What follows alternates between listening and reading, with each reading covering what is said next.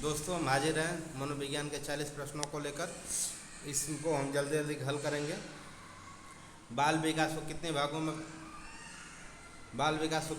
में बांटा जा सकता है?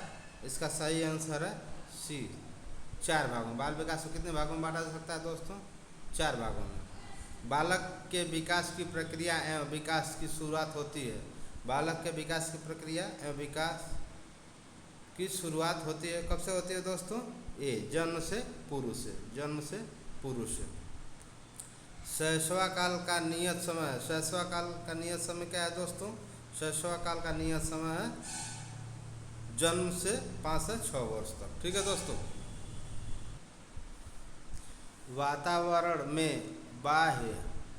वातावरण में सब बाह्य तत्व आ जाते हैं जिन्हें व्यक्ति को जीवन आरंभ करने के समय से प्रभावित किया है। यह परिभाषा किसकी है दोस्तों? यह परिभाषा है बी, वुडवर्थ की। यह परिभाषा है दोस्तों वुडवर्थ की। बालक के विकास की प्रक्रिया एवं विकास प्रारंभ होता है। बालक के विकास की प्रक्रिया एवं विकास कब से प्रारंभ होता है दोस्तों? तो हो जाएगा 5वें का सी, जन्म से पूर्व। अभिवृद्धि क्या है दोस्तों? अभिवृद्धि एक तरह से हम ये कह सकते हैं कि एक तरह से ज्ञान ही है। विकास के लिए आवश्यक है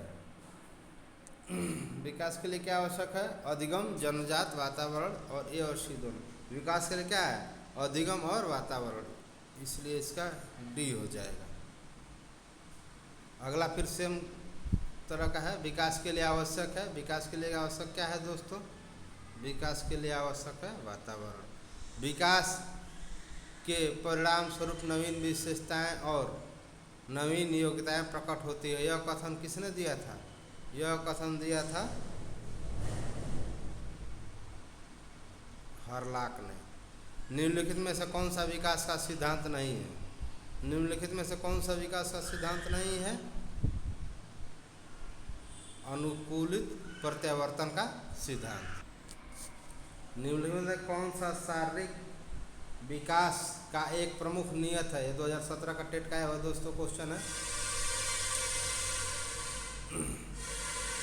तो शारीरिक विकास का एक प्रमुख नियम क्या है? द्रुतगामी विकास का नियम। शारीरिक वृद्धि और विकास को कहते हैं। शारीरिक वृद्धि और विकास को क्या कहते हैं दोस्तों? अभिवृद्धि कहते हैं दोस्तों। बाल मनोविज्ञान का केंद्र बिंदु क्या है? बाल मनोविज्ञान का केंद्र बिंदु बालक है बच्चों। विकास का वही संबंध परिपक्वता से है जो उद्दीपन का। तो उद्दीपन का किससे है दोस्तों? प्रतिक्रिया से। मानव कोशिका में गुणसूत्र कितने होते हैं दोस्तों? मानव कोशिका में गुणसूत्र 46 होते हैं दोस्तों। वर्तमान में मनोविज्ञान है क्या है दोस्तों? मनोविज्ञान क्या है? वर्तमान में व्यवहार का विज्ञान। विकास के प्रक्रिया के संदर्भ में मैकडूगल का योगदान है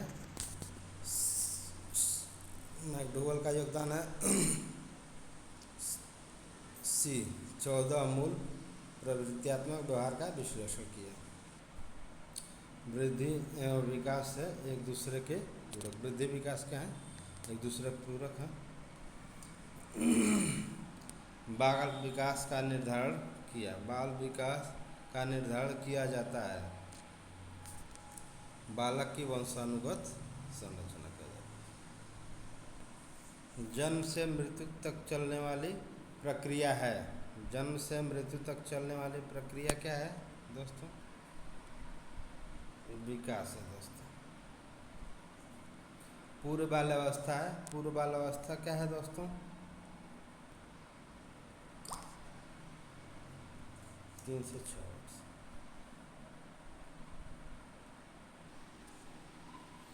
पीनियल ग्रंथि से विकास होता है। पीनियल ग्रंथि से विकास क्या होता है दोस्तों? मस्तिष्क का। शरीर की लंबाई बढ़ना क्या है दोस्तों? शरीर की लंबाई बढ़ना है अभिवृद्धि।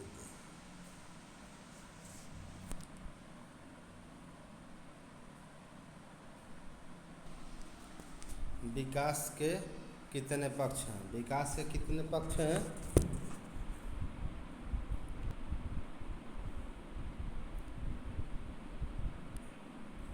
विकास के कितने पक्ष हैं? तो 24 का हो जाएगा बी। विकास से कितनी आवश्यकताएं हैं? विकास की कितनी अवस्थाएं हैं? 5।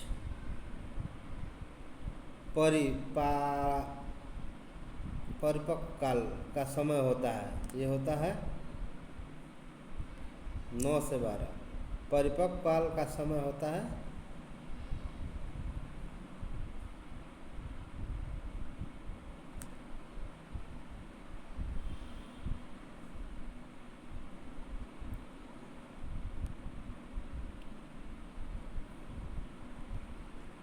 प्रारंभिक वर्षों में वृद्धि तथा विकास की प्रक्रिया रहती है। प्रारंभिक वर्षों में क्या रहती है दोस्तों? अत्यंत तीव्रगामी होती है। छोटे बच्चों का विकास देखेंगे दोस्तों बहुत तेजी से सीख। अभिवृद्धि क्या है? अभिवृद्धि क्या है दोस्तों? बी, एकाकी प्रक्रिया। विकास क्या है? विकास है बहुमुखी प्रक्रिया। बालक पहले किस मांसपेशियों पर नियंत्रण करना सीखता है? अंगुलियों की, हाथ की, पैर और ए और डी दोनों। तो दोस्तों इसका सही आंसर है ए और डी दोनों। ठीक है, ए और बी दोनों, ठीक है ना? ए और बी, हाथ और पैर पे वो नियंत्रण करना सीख। संज्ञानात्मक विकास के सिद्धांत के प्रवर्तक थे। संज्ञानात्मक विकास के संवर्तक कौन थे दोस्तों? पियाजे। मनोविश्लेषणात्मक सिद्धांत के प्रवर्तक थे, तो इसका है आंसर फ्रायड। भाषा विकास सिद्धांत के प्रवर्तक थे। भाषा विकास सिद्धांत के प्रवर्तक कौन थे दोस्तों? ये थे चोम्स्की। मनो सामाजिक विकास के सिद्धांत के प्रवर्तक थे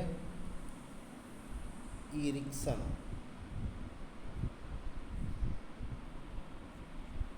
स्तंभ ए और स्तंभ बी को सुमेलित कीजिए दोस्तों। तो चलिए इनको सुमेलित करते हैं। इनको जब सुमेलित करेंगे दोस्तों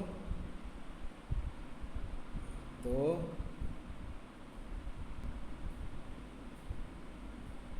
ए का तीसरा, बी का चौथा, सी का हो जाएगा पहला और डी का दूसरा। इसका सही आंसर सी हो जाएगा दोस्तों। बाल विकास का प्रारंभ होता है, तो बाल विकास गर्भावस्था से ही प्रारंभ हो जाता है दोस्तों।